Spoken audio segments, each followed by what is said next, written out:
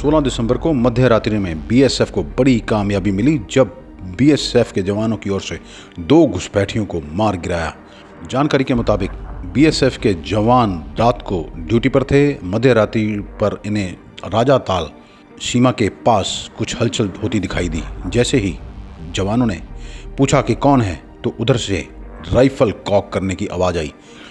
जवाबी कार्रवाई करते हुए बीएसएफ ने 2 घुसपैठियों को मार गिराने में सफलता हासिल की है। इसके अलावा 16 दिसंबर की रात को ही पाकिस्तान सीमा पार से इधर नशीले पदार्थ भी फेंके, जिसे बीएसएफ के जवानों ने पकड़ लिया। ये भी बता दें कि आज से 49 साल पहले पाकिस्तान को करारी हार भारत के हाथों मिली थी। बीएसएफ के लिए धुंध भी एक चुनौती बनी हुई है, लेकिन जवान पूरी तरह से मुस्तैद है। देखिए पूरा मामला क्या है। आपको ये इन्फॉर्म करते हुए हमें बड़ी प्रसन्नता हो रही है कि कल रात को, यानी कि 16-17 दिसंबर की रात को बीएसएफ के ट्रुप्स ने अमृतसर सेक्टर के 3 सफलतापूर्वक हमने ऑपरेशन किए हैं और तीनों ऑपरेशन में हमें कामयाबी हासिल हुई है। फर्स्ट ऑपरेशन जो बताना चाहूँगा आपको, वो बीओपी राजाताल के इलाके में हुआ, जिसमें 2 आर्म्ड इंट्रूडर्स जो कि एक ऑटोमेटिक हथियारों से लैस थे। एक के पास AK-56 राइफल और 61 राउंड और 3 मैगजीन थे, और दूसरे वाले के पास में एक मैग्नम राइफल .223 बोर, एक मैगजीन और 29 राउंड थे। ये हमारा जवान जो ड्यूटी पे था, उसमें पूरा कोहरा था काफ़ी, और विजिबिलिटी बहुत कम थी, और कल आपको पता होगा काफ़ी ठंडी रात भी थी। बट विजिबिलिटी कम होने के बावजूद जब आवाज़ सामने हुई, क्रॉलिंग की आवाज़ को सुनाई दी, तो हमारा जो संतरी ड्यूटी पे था उसने चैलेंज किया। तो चैलेंज करने पे जो पाकिस्तानी इंट्रूडर था उसने वहाँ पर उसको कॉक करने की आवाज़ सुनाई दी। तो उसके बाद इसने सेल्फ डिफेंस में फायर किया। जो इनका बड़ी पेयर था साथ में, वो भी ज्वाइन करके बीच में आके वो भी भाग के वहाँ पर आ गया, और दोनों जवानों ने मिलके दोनों पाक इंट्रूडर्स को वहीं न्यूट्रलाइज कर दिया। बाद में हमने जब सर्च किया तो उनके पास जो 2 वेपन उनके थे वो तो मिले। उसके अलावा एक पिस्टल जिसपे ओलंपिया मॉडल लिखा हुआ है, .30 बोर की पिस्टल आई है, ये भी हमें प्राप्त हुई। और सर्च के दौरान उनके पास कुछ पाक करेंसी मिली, और ये चीज़ें हमने उनसे रिकवर की। उसके बाद इसी टाइम में यहाँ से कोई लगभग 1 किलोमीटर दूर उसी बीओपी के इलाके में, राजाताल के इलाके में ही एक और ऑपरेशन सफलतापूर्वक हुआ कि हमने एक स्मगलिंग के अटैम्प्ट को फाइल किया।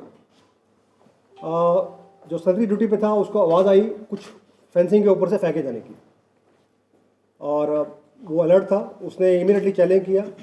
तो जो पाकिस्तान फेंसिंग के पार जो आदमी था वो भागा, तो इस लड़के ने फायर किया, लेकिन कोहरे की वजह से वो फायर तो उसको हिट नहीं हुआ, लेकिन वो जो कंसाइनमेंट थी उसकी, जिसमें कि 3 पैकेट हीरोइन के थे, लगभग 3 किलो के, वो वहाँ पर वो छोड़ के चले गए, और वो हमें प्राप्त हुए।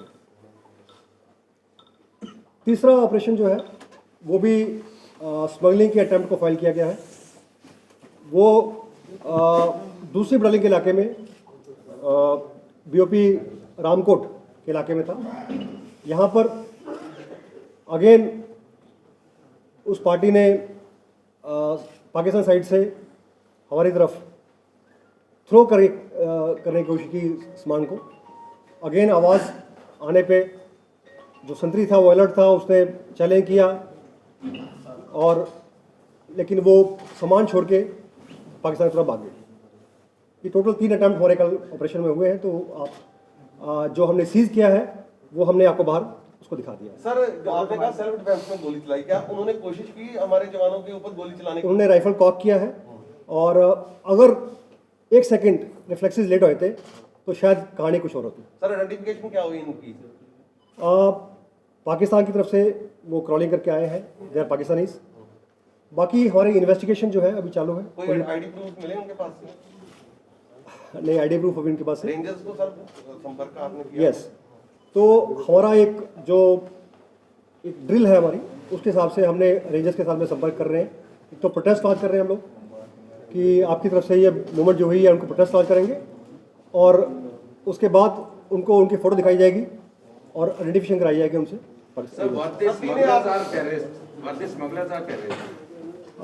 See it's a matter of investigation and अभी बहुत ही प्रीलिमिनरी स्टेज पे हम हैं अभी।